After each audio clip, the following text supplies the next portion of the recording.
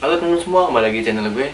Terima kasih buat teman-teman yang udah klik video ini. Dan terima kasih juga buat teman-teman yang udah subscribe channel ini. Yang belum subscribe, silahkan subscribe. Dan tekan tombol loncengnya biar nggak ketinggalan video-video gue selanjutnya teman-teman. Nah, jadi sebelum masuk ke pembahasan ini, jadi buat teman-teman yang baru memulai fitness, atau teman-teman yang baru pengen aja, baru rencana mau fitness, cocok banget. Pembahasan ini akan sangat berguna sekali buat teman-teman. Jadi jangan di skip videonya ya, tonton videonya terus sampai selesai. Di kesempatan kali ini gue mau membahas yang namanya newbie gains. Mungkin beberapa teman-teman udah ada yang paham, udah ada yang tahu, dan juga mungkin dari teman-teman nih yang udah lama nge-gym udah pernah merasakan ya. Jadi buat teman-teman yang belum tahu apa itu newbie gains. Newbie gains adalah sesuatu yang dialami sama seseorang ketika mereka baru memulai olahraga atau latihan fisik seperti latihan beban, resistance training untuk pertama kalinya. Jadi kalau misalnya teman-teman baru memulai latihan beban di rumah ataupun di gym di 1 tahun pertama, itu disebut newbie gains. Karena ketika kalian olahraga baru memulai latihan beban, cara tubuh kalian berkembang itu melalui proses hypertrophy, yang dimana otot kalian mengalami peningkatan secara terus-menerus karena adanya latihan ketahanan dan kekuatan. Dan ketika hypertrophy itu dimulai, disitu akan menimbulkan kerusakan pada jaringan-jaringan otot, kemudian mengaktifkan hormon pertumbuhan manusia, hormon testosteron, dan juga mengaktifkan protein sintetis. Yang dimana protein sintetis ini adalah kunci untuk pertumbuhan massa otot ya teman-teman. Pasti banyak yang nanya, bang gue baru denger nih, terus manfaatnya apa buat gue gitu bang? Jadi gini teman-teman, ketika kalian di fase newbie gains, keuntungannya adalah pertumbuhan otot kalian itu akan jauh lebih besar dibandingkan teman-teman yang latihannya udah lama, udah 2-3 tahun latihan dibandingkan kalian ya. Sebagai contoh, mungkin ada nih teman-teman yang nonton video gue di 1 tahun pertama, jangan 1 tahun deh, 3-6 bulan pertama latihan beban, itu pertumbuhannya sangat drastis, progresnya sangat cepat gitu teman-teman. Atau mungkin kalian tuh punya teman yang latihan beban, atau enggak dia sedang menjalankan program baru-baru ini, ketika 3-6 bulan itu perubahannya sangat drastis gitu ya. Kalian kaget, cepet banget berubahnya gitu. Ya itu yang disebut newbie gains. Nah tapi ingat teman-teman, newbie gains itu nggak bertahan lama. Seiringnya waktu dari tahun ke tahun, kenaikan massa ototnya itu akan melambat. Contoh, ini ada data yang gue ambil dari salah satu fitness influencer Indonesia juga, Bang Brody Balo, yang dia ambil dari salah satu artikel juga dari Laili McDonald. Nah lihat di sini teman-teman, di sini masalah atlet pemula natural di 1 tahun pertama bisa menaikkan 0,75 sampai 0,9 kilo per bulan. Di tahun berikutnya akan menurun menjadi maksimal 0,45 per bulan. Tahun berikutnya akan menurun lagi. Pasti setelah lihat ini ada yang bilang, bang, gue sebulan bisa naik 5 kilo, gue sebulan bisa naik 3 kilo. Misalkan kalian dalam sebulan bisa menaikkan lebih dari database ini, ya kemungkinan besar itu sisanya lemak. Misalkan kalian naik 5 kilo, 1 kilo itu otot, ya 4 kilonya lemak. Ini sih kalau gue bahas yang natural ya. Kalau misalkan kalian pakai steroid atau kalian lihat siapapun itu, ya mungkin bisa lebih dari 1 kilo gitu. Dan di sini gue ngebahas kenaikan massa otot natural dan bukan kenaikan lemak.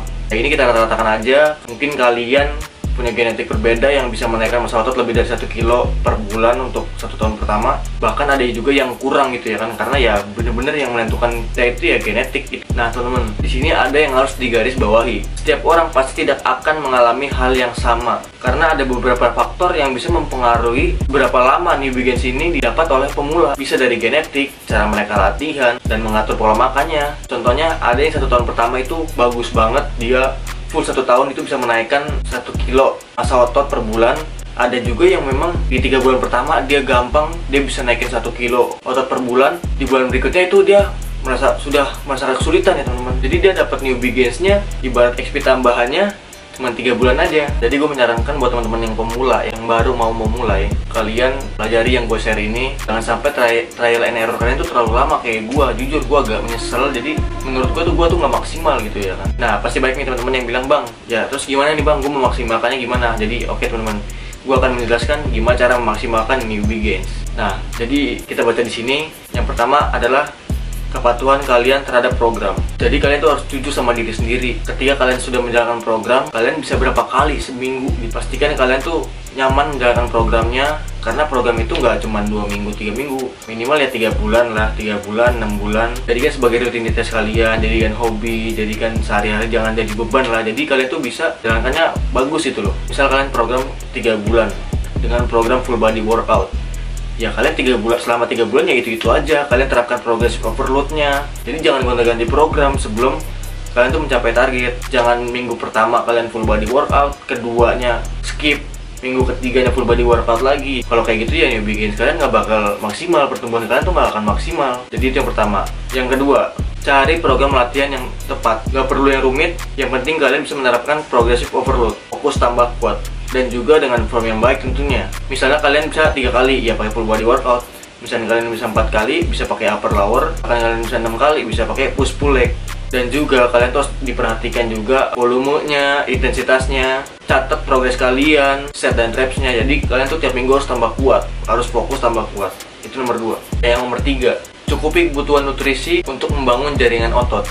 Kalian pelajari konsep kalori. Tentukan goals kalian mau menaikkan berat badan, kalian terapkan kalori surplus. Kalian yang mau menurunkan berat badan, ya defisit kalori. Pastikan kalian tuh mencukupi kebutuhan protein 1,5 dikali berat badan.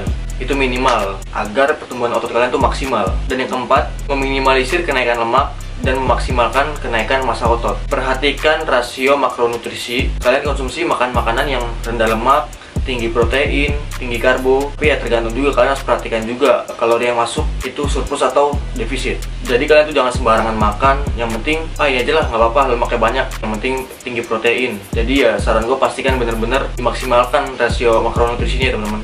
Oke teman-teman, jadi itu aja singkatnya ya. Bisa gue jelasin ke teman-teman apa itu newbie gains. Memang nggak banyak influencer yang share ini, karena memang artikel ini pun yang gue dapat dari luar ya teman-teman. Jadi saran gue buat teman-teman, kalian yang baru mau memulai atau kalian yang sudah memulai, push terus genetik kalian tuh batasnya sampai mana. Yang penting kalian tuh dari latihannya, pola makannya, istirahatnya, jadi dimaksimalkan aja, pelajari terus. Jangan sampai kalian tuh stuck begitu aja, sangat disayangkan ya teman-teman. Contoh kayak gue, walaupun gue 1 tahun pertama itu nggak maksimal, tapi gue terus lanjut ya akhirnya tetap bakal berkembang, ya bakal bagus ya teman-teman. Dan gue pun masih nge-push batas natural gue tuh sampai seperti apa sih gitu loh.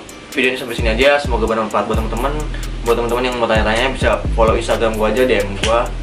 Dan buat teman-teman yang main TikTok juga bisa follow gue aja di TikTok. Gue bakal buat video-video singkat yang menarik juga buat teman-teman. Jadi sampai ketemu di video gue selanjutnya.